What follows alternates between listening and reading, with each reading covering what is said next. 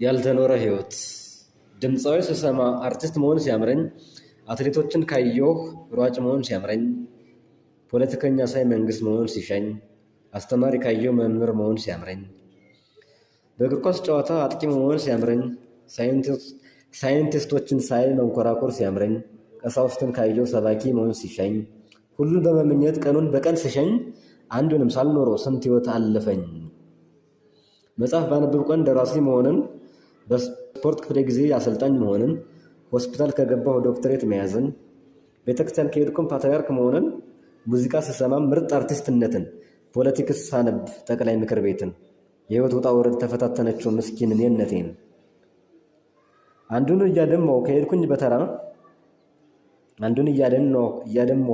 በተራ ህይወቴን ለመኖር በቅድም ስመራ፣ ያን እሰለፋለሁ ከታላቆች ጎራ። ወደፊት ላይገኝ እንደነገው ትናንት፣ ካለፈው በመማር ዛሬንም ለመስራት፣ መክፈል መስዋዕትነት መቀነስ አለበት ያላፈራ ዘመን ያልተኖረ ህይወት።